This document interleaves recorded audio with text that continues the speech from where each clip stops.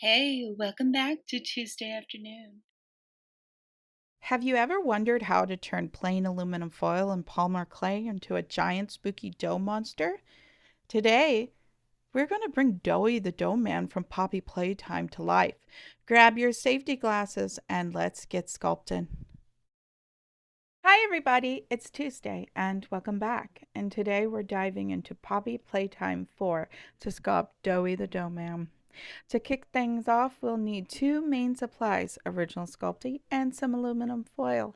And let's start by crumbling and modeling our foil to form the base shape of Doey's torso. Once that's looking good, grab some more foil for the head. You want to compress it down into a nice tight ball. Keep a close eye on your proportions here so the head matches the body.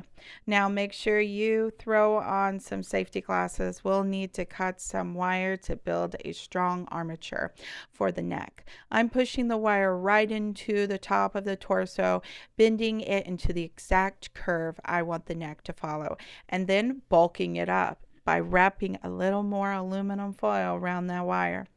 With the base already done, it's time for the clay. We're going to cover the head with our original Sculpting. I find it's easier to roll out the clay flat first so it wraps smoothly over the foil. For the face, I'm pressing in the eye shapes first and then using a sharp sculpting tool and lightly sketching the outline of the mouth. Once I'm happy with the placement, I'll take my X-Acto knife and carefully cut the mouth section out. To finish up this step, I'm just going to push down the exposed foil inside, packing in a little more Sculpty to align the mouth and smooth everything out so it looks seamless. Now that the head is looking good, let's attach the neck to the torso. To make sure it stays completely secure, I'm going to add a little bit of polymer clay to the base before pushing the wire right into the foil torso. Right now, I'm just working the clay over the body and bringing it up to cover the neck. Then I'll place the head right on top and blend the clay down to the head and neck to become one solid piece. I'm constantly checking my reference model off to the side to make sure the volume looks right. Once the torso has a good amount of clay, we can move down to the feet. I'm taking a couple of round balls of clay, squaring them off slightly, and firmly pressing the torso down into them to attach them. From here, I'm building up the sides to achieve his specific body shape. If you look closely at Doey's character model, you'll notice his body and legs form a very distinct round teardrop shape. Time to grab those safety glasses again. We need to cut another piece of wire for his arms. Quick tip, I like to loop around the sharp edge so it doesn't poke through the foil or even poke me. My Doey is going to be waving hello. His arms don't have a ton of detail, so just wrap some foil around the wire to bulk it out. Then I'm taking a sharp tool to poke a pilot hole into the torso so the arm slides right into place. Once it's positioned perfectly, I'll cover the whole arm with original Sculpting to finish it off and get a truly seamless connection between the arm and the torso.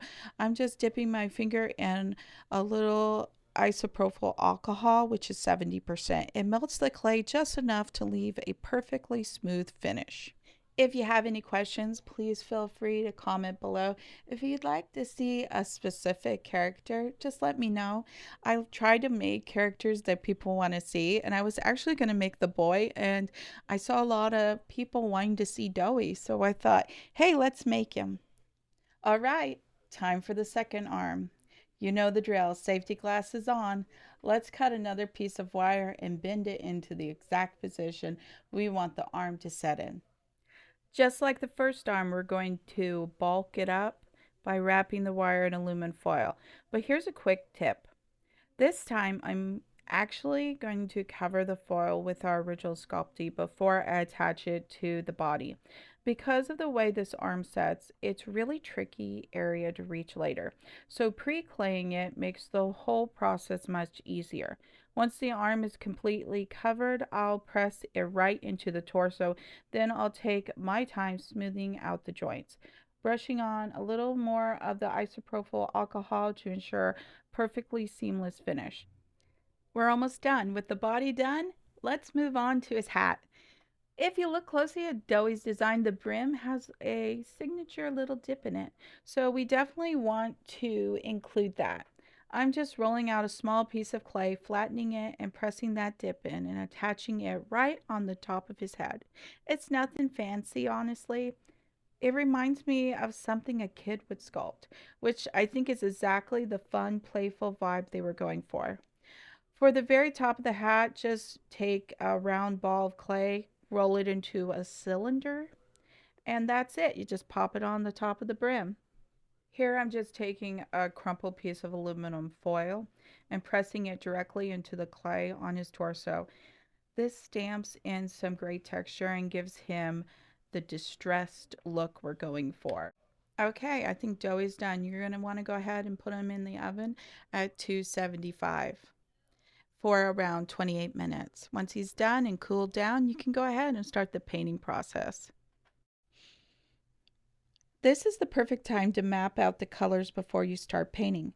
Having a clear reference guide will make the painting process a whole lot easier. Head and torso, light blue. This is the main base color for his body. His hat is a deep blue for his signature bowler hat. Right arm is yellow, thickening towards the forearm, and the left arm is orange, thickening towards the forearm as well. Legs are red. Those are very short and stumpy. And the stomach actually has like a tattoo, kind of a mix of yellow, orange, and red. These colors form a pattern on his belly that look like three arms bending and stretching towards the center. His face has black for the simple hollow holes that make up his eyes and the simple line of his mouth. Now that we have all our character colors mapped out, it's time to paint. I'm starting by applying one thin base layer over the entire body. Once that is completely dry, I'm going to go into it with a second, much thicker layer.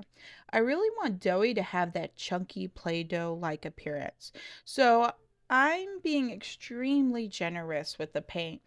I'm intentionally not watering it down, which gives it great texture and keeps it from dripping everywhere. You might need to do a few thick layers to achieve that perfect mottled look, but the end result is absolutely worth it. If you have any questions, please feel free to include them below.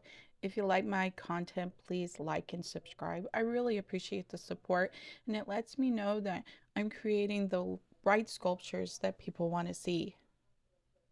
Let's go over Doey. Who is Doey? Doey the Dough Man? Doey is a major character and eventually a boss in Poppy Playtime Chapter 4, Safe Haven. He is a giant, friendly looking dough creature who acts as a guardian and leader of the toys in Safe Haven. His backstory reveals he is an experiment, 1322, created by fusing three different children together, which explains his colorful, pieced together appearance and his volatile split personality.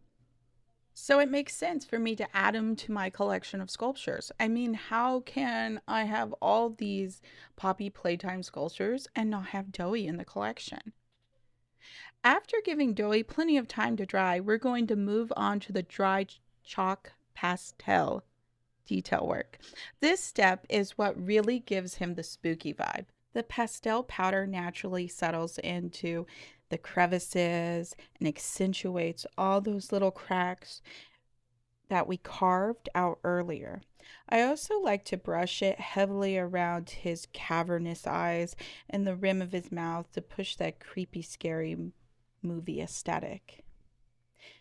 If you never used chalk pastel on a sculpture before, it's super simple. I just take an X-Acto knife, carefully scrape a little bit of powder off the pastel stick into a small pile, dip my dry brush right into the dust, and gently brush it onto the piece. The very last step is to seal the sculpture to preserve all the hard work and detail. I always use Varathane Ultimate Polyurethane Water-Based Sealer for this. It's a lifesaver because unlike most other glazes, it absolutely will not become sticky over time when applied to polymer clay. All right, the sealer is dry and Doey is officially done. I am so thrilled with how the spooky dough vibe turned out, but I want to know what you think. Let me know down in the comments and tell me what character you would like to see me sculpt next. Thank you so much for watching. I really appreciate your support, and I am so sorry I was gone for so long, but I truly love this community, and I am so excited to continue making videos for you. I hope you have a wonderful day, and thank you again for being here. Bye!